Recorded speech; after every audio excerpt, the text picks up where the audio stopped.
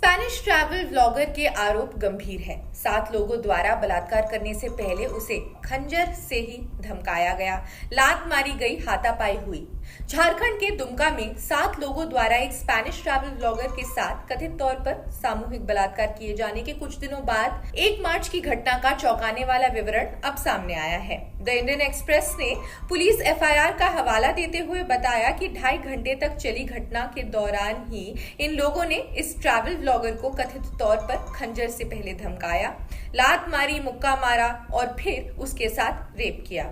Police ने कहा कि 28 वर्षीय महिला के साथ राज्य की राजधानी रांची से लगभग 300 किलोमीटर दूर हंसीडाहा पुलिस थाना क्षेत्र के कुरुमहाट में कथित तौर पर सामूहिक बलात्कार किया गया था, जब वो अपने पति के साथ टेंट में रुकी हुई थी। इंडियन एक्सप्रेस ने बताया कि महिला का बयान 2 मार्च को सुबह 2:05 पर गवर्नमेंट स्वास्थ्य केंद्र में दर्ज कराया गया और आईपीसी की धारा 376 डी गैंगरेप और 395 डकैती के तहत एफआईआर दर्ज की गई।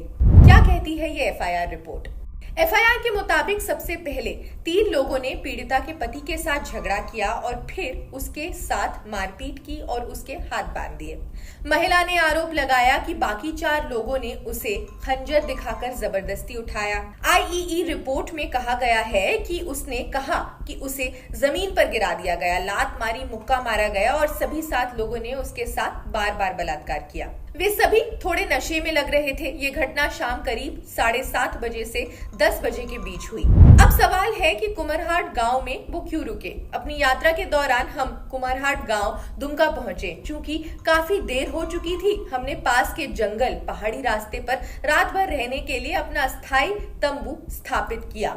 लगभग शाम 7 बजे जब हम अपने तंबू के अंदर थे, हमने कुछ संदिग्ध आवाजें सुनी। जैसे ही हम टेंट से बाहर निकले तो हमने देखा कि 2 लोग फोन पर बात कर रहे हैं। शाम करीब 7:30 बजे 2 मोटरसाइकिल पर कुछ लोग आए। वे हमारे तंबू के पास ही रुके और बोले, हेलो दोस्तों। हम हेडटॉर्च जलाकर अपने तंबू से बाहर आए और देखा कि 5 लोग हमारी ओर दौड़ रहे हैं और 2 और लोग हमारे तंबू की ओर बढ़ रहे हैं।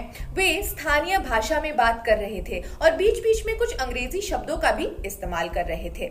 द इंडियन एक्सप्रेस ने एफआईआर का हवाला देते हुए ये सभी डिटेल्स साझा किए हैं। महिला ने आरोप लगाया कि आरोपियों ने एक स्विस चाकू और एक कलाई में घड़ी पहनी थी, हीरे से जड़े हुए प्लैटिनम अंगूठी, एक चांदी की अंगूठी, काले एयरपॉड्स, एक काला पर्स, एक क्रेडिट कार्ड, लगभग 11,300 अमेरिकी डॉलर और एक स्टील का चम्मच और एक कांटा भी छीन लिया गया। उन्होंने कहा, भारत के लोगों ने मेरे साथ बहुत अच्छा व्यवहार किया है। मंगलवार को इस दंपत्ति ने अपनी मोटरसाइकिल पर बिहार के रास्ते नेपाल के लिए रवाना होने का फैसला किया।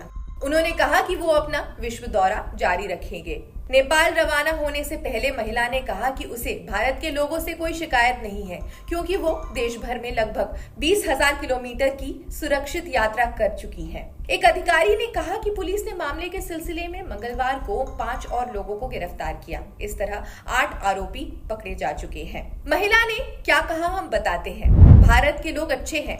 मैं लोगों को दोष नहीं देती, बल्कि अपराधियों को दोष देती हूँ। भारत के लोगों ने मेरे साथ बहुत अच्छा व्यवहार किया है और वे मेरे प्रति बहुत दयालु भी रहे हैं। उन्होंने कहा, हमने रात रुकने के लिए वो जगह चुनी क्योंकि वो शांत और सुंदर थी। हमने सोचा कि अगर हम वहां अकेले रहेंगे तो ठीक ही रहेगा। महिला ने कहा कि वो 6 साल से ज्यादा समय से यात्रा कर रही हैं।